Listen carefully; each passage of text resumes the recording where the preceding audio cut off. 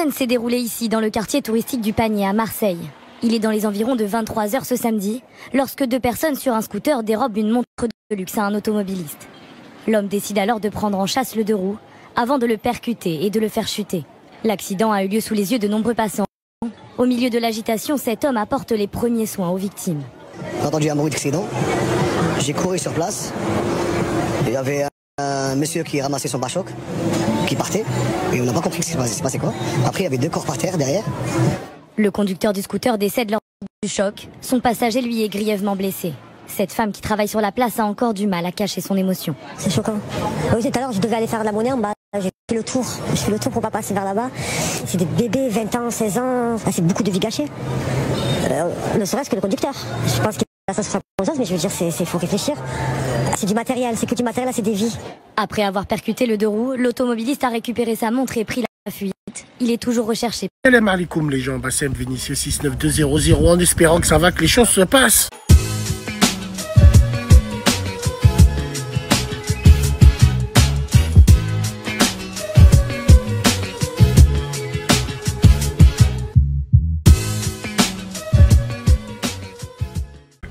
Bonne semaine à vous tous, travailleurs, travailleuses. Ceux qui sont en vacances, profitez-en au maximum. J'aimerais revenir sur le fait divers qu'il y a eu hier à Marseille. Mon fils, c'est un ange! Enfin, nous casser les couilles, France 3 Méditerranée. Mon fils, il voulait servir des repas à des pauvres en scooter hier. Mon fils! Il y a un mec hier, il était en terrasse, il s'est fait arracher une montre ou un collier, je crois. Il a pris sa Vago, il a suivi les scooters, il en a tamponné. Un qui est mort et l'autre, il est dans un état grave. Si on prend la mentalité de quartier, certains pourront te dire, je parle du quartier parce que je parle de ceux que je connais, certains pourront te dire, mais il aurait dû finir l'autre. Dans certains pays, on coupe la main aux voleurs, parce que rien n'est pire qu'un voleur, mesdames et messieurs. Sauf que là, on est en France. Et tout le système woke qui va avec. La France déteste qu'on se substitue à la justice, entre guillemets. Je sais de quoi je parle. Ils n'ont pas hésité une seule seconde à nous poursuivre et à nous mettre des peines fermes quand on est parti déloger des squatteurs dans une maison. Le vieux, il payait depuis 1 an et demi, on est venu, on les a sortis en 5 minutes. Ils nous ont convoqués en justice, normal, amende, peine de prison. Ils détestent ça ici en France. Quand on regarde l'histoire de Marseille, la manière dont le mec il a agi, il s'est levé, il a pris sa voiture, il leur a rentré dedans. Tu sens que c'est un mec qui n'a pas l'habitude déjà de se faire voler ou de se faire arracher, mais tu sens que c'est un mec du quartier ou un mec, je sais pas si tu vois ce que je veux dire, un mec qui est déjà passé par là, mais en tant qu'auteur, je crois.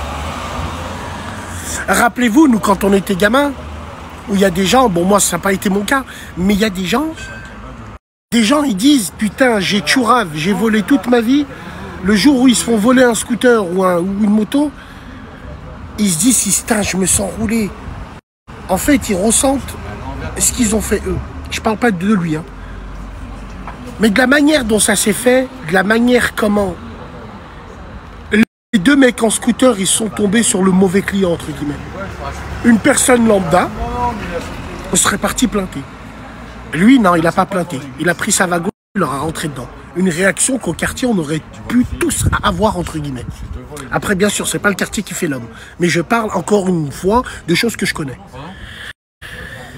Imagine-toi, le mec, il a un casier judiciaire long. Parce que pour faire ça, il faut connaître, Donc c'est simple, il est dans la merde. Il est dans la merde alors que le mec, il a rien demandé. Il était dans sa terrasse, on est venu, on lui a arraché un truc. Il a rien demandé, le mec. Et aujourd'hui, il se retrouve dans la merde. Donc d'avance, les mamans, là, blondes peroxydées qui vont nous casser les couilles sur France 3 Méditerranée, là, Aïchkoum, c'est pas le moment. On est en plein Jeux Olympiques. Non, plus sérieusement, wallah, c'est très grave. Et les gens, arrêtez de dire, il a raison, il va morfler. La tête de ma mère qui va morfler.